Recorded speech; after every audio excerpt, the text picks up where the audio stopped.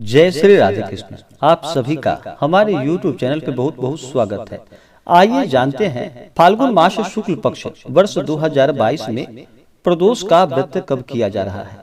तो जानेंगे प्रदोष व्रत के शुभ मुहूर्त के बारे में, पूजन विधि के बारे में, प्रदोष व्रत के दिन क्या करना चाहिए। तो आइए जानते हैं इन सबों के बारे में। प्रदोष का व्रत जो कि हर माह के कृष्ण पक्ष और शुक्ल पक्ष की त्रयोदशी तिथि के दिन जब भी प्रदोष काल का समय प्राप्त होता है, उस दिन प्रदोष के व्रत को किया जाता है। प्रदोष के व्रत में प्रदोष काल के समय में भगवान शिव माता पार्वती का पूजन करना चाहिए। प्रदोष काल का समय जो कि सूर्यास्त से 72 मिनट पहले और 72 मिनट बाद का समय, यह प्रदोष काल का समय होता है। इस दौरान भगवान शिव माता पार्वती का पूरे विधि विधान के साथ पंचोपचार या षोडशोपचार पूजन विधि के द्वारा इनका पूजन करना चाहिए। इससे पुण्य फलों की प्राप्ति होती है। जो भी प्रदोष का व्रत करते हैं उन्हें शास्त्रों के अनुसार 2 गायों को दान करने के बराबर पुण्य फलों की प्राप्ति होती है। प्रदोष व्रत को रखने वाला व्यक्ति जन्म जन्मांतर के फेरों से निकलकर मोक्ष मार्ग पर आगे बढ़ता है और उसे उत्तम लोक की प्राप्ति होती है। जिस दिन भी प्रदोष का व्रत होता है उस दिन के नाम से उस व्रत को जाना जाता है। प्रदोष का व्रत अगर रविवार के दिन पड़ता है तो उस व्रत को करने से आयु तथा वृद्धि की और अच्छे स्वास्थ्य की प्राप्ति होती है। सोमवार के दिन प्रदोष व्रत पड़े तो उस व्रत को करने से आरोग्य की प्राप्ति होती है और इंसान की सभी इच्छाओं की पूर्ति होती है। मंगलवार के दिन प्रदोष व्रत पड़े तो उस व्रत को करने से रोगों से मुक्ति व स्वास्थ्य लाभ की प्राप्ति होती है। बुधवार के दिन प्रदोष व्रत पड़े, उस व्रत को करने से मनुष्य की सभी कामनाओं की पूर्ति होती है। गुरुवार के दिन प्रदोष व्रत पड़े, उस दिन के व्रत को करने से शत्रुओं का विनाश होता है। शुक्रवार के दिन होने वाले प्रदोष व्रत से सौभाग्य और दाम्पत्य जीवन की सुख शांति के लिए किया जाता है। और शनिवार के प्रदोष व्रत को संतान की कामना से शनिवार के प्रदोष व्रत को किया जाता है। जो भी भक्त अपने उद्देश्यों को ध्यान में रखते हुए जब प्रदोष व्रत करते हैं तो उन्हें मिलने वाले फलों में भी वृद्धि होती है और अवश्य ही उन्हें पूर्ण फल की प्राप्ति होती है। पूजन का व्रत का तभी पुण्य फल प्राप्त होता है जब भी पूजन नियम और निष्ठा के साथ किया गया हो। किसी भी प्रकार के व्रत में सबसे पहले विश्वास रख करके धैर्य को धारण करके व्रत को करना चाहिए। अगर मन में व्रत के लिए अश्रद्धा हो, अविश्वास हो तो उस व्रत को नहीं करना चाहिए। ऐसे व्रत निष्फल ही माने जाते हैं। इसलिए प्रभु पे विश्वास करते हुए धर्म का आचरण करते हुए व्रत को करना चाहिए। व्रत के दौरान किसी के ऊपर क्रोध नहीं करना चाहिए। अपने मन में किसी के प्रति ईर्ष्या या द्वेष का भाव नहीं लाना चाहिए। ब्रह्मचर्य का पालन करना चाहिए।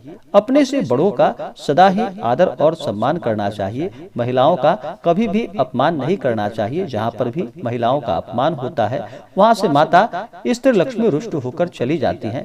इसलिए महिलाओं का कभी भी अपमान नहीं करना चाहिए।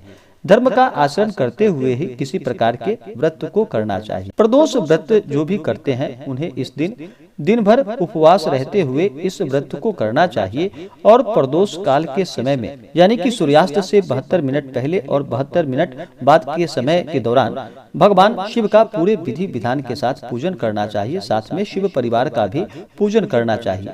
जो भी प्रदोष का व्रत करते हैं उन्हें इस दिन सुबह ब्रह्म मुहूर्त में उठ करके नित्य क्रियाओं से निवृत्त हो करके गंगा नदी में या घर के नहाने के जल में पानी में थोड़ा सा गंगा जल मिला करके स्नान करना चाहिए। शुद्ध वस्त्र धारण करते हुए उसके बाद फिर मन में संकल्प लेना चाहिए, भगवान से प्रार्थना करनी चाहिए कि हे भगवान भोलेनाथ, हे भगवान महादेव, आज मैं आपके प्रदोष का व्रत करने जा रहा हूँ या करने जा रही हूँ। इस प्रकार से भगवान से प्रार्थना करनी चाहिए। आपके मन में जो भी इच्छा हो, जो भी कामना हो, वह प्रभु से कहनी चाहिए और दिन भर व्रत उपवास रहते हुए भगवान का सुबह और शाम के वक्त पूजन करना चाहिए, विशेष प्रकार से प्रदोष काल के समय में। तो आइए सबसे पहले जानते हैं शुभ मुहूर्त के बारे में, इसके बाद फिर जानेंगे पूजन विधि के बारे में। प्रदोष व्रत त्रयोदशी तिथि के दिन प्रदोष काल समय प्राप्त होने पर रखा जाता है। तो त्रयोदशी तिथि प्रारंभ समय 15 मार्च 2022 दिन मंगलवार दोपहर 1:14 और त्रयोदशी तिथि की समाप्ति होगी 16 मार्च 2022 दिन बुधवार को दोपहर 1:41 पे। तो हमें त्रयोदशी तिथि के दौरान जो प्रदोष काल का समय प्राप्त हो रहा है वह 15 मार्च 2022 दिन मंगलवार को प्राप्त हो रहा है। तो इसी दिन इस व्रत को रखा जाएगा। मंगलवार के दिन 15 मार्च 2022 को आप व्रत रखेंगे। इस दिन सूर्योदय जो कि सुबह 6 बजे और सूर्यास्त शाम 5:59। इस दिन राहु काल का समय जो कि दोपहर 2:58 से शाम 4:28 तक राहु काल का समय होगा। राहु काल समय के दौरान किसी भी प्रकार का शुभ कार्य या मांगलिक कार्य नहीं करना चाहिए, यह लाभप्रद नहीं होता है। इस दिन योग जो कि सर्वार्थ सिद्धि योग सुबह 6:31 से रात्रि 11:33 तक सर्वार्थ सिद्धि योग होगा। इस दिन भगवान शिव का पूरे विधि विधान के साथ पूजन करना चाहिए। भगवान भोलेनाथ ही एक ऐसे देव हैं जो कि अपने भक्तों के ऊपर थोड़े से जल से ही प्रसन्न हो जाते हैं और अपना कृपा बरसाते हैं। भगवान शिव के पूजन के लिए इस दिन संध्या से यानी कि प्रदोष काल से कुछ पूर्व ही स्नान करके शुद्ध वस्त्र धारण करके और फिर भगवान शिव का मंदिर में कर रहे हो तो मंदिर में, घर पे कर रहे हो तो घर पे, इस दिन पूजन के लिए कुशा के आसन का प्रयोग करना चाहिए। किसी भी प्रकार के पूजन व्रत में सबसे पहले भगवान गणेश का पूजन किया जाता है, तो भगवान गणेश का पूजन कर ले।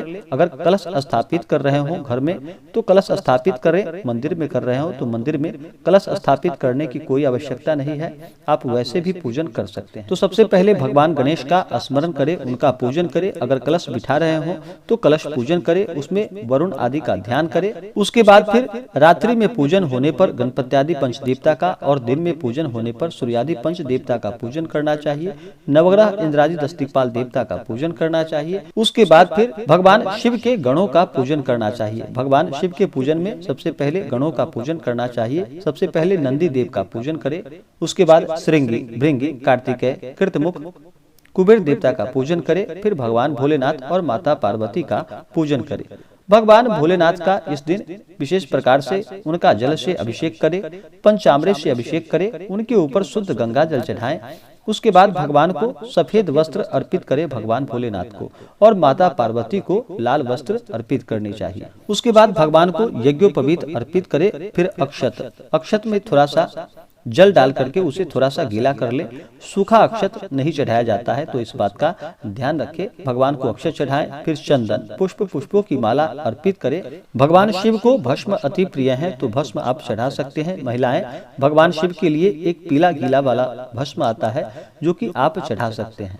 उसके बाद भगवान को बिलपत्र, 3 पत्ते वाला बिलपत्र जिसपे कि राम का नाम लिख करके आप बिलपत्र भगवान को अर्पित करें। बिलपत्र चढ़ाते समय अगर इन मंत्रों का जप करते हैं तो लाभकारी होता है। मंत्र ओम त्रिदलम त्रिगुणाकारम त्रिनेत्रम च त्रिधायुधम त्रिजन्म पाप संहारम बिल्वपत्रम शिवार्पणम।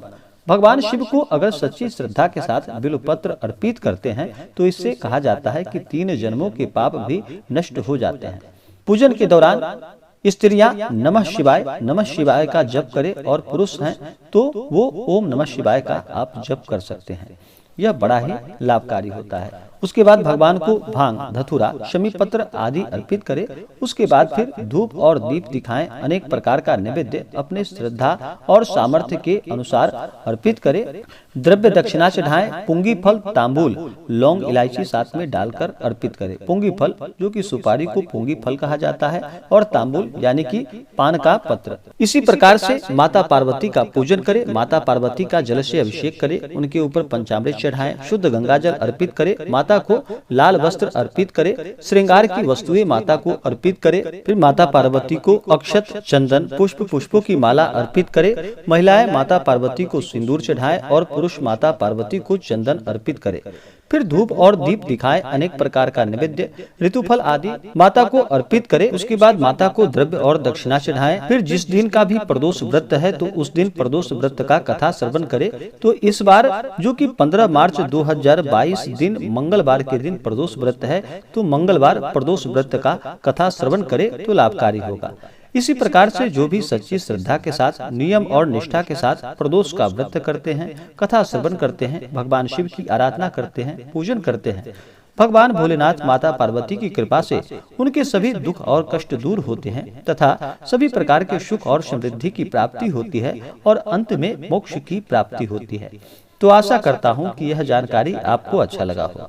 ऐसे ही ज्ञानवर्धक जानकारियाँ प्राप्त करने के लिए हमारे इस चैनल को लाल बटन दबा करके सब्सक्राइब करें, साथ में बेल आइकन घंटी दबाएं ताकि मेरे वीडियो का नोटिफिकेशन आपके पास सबसे पहले पहुंचे।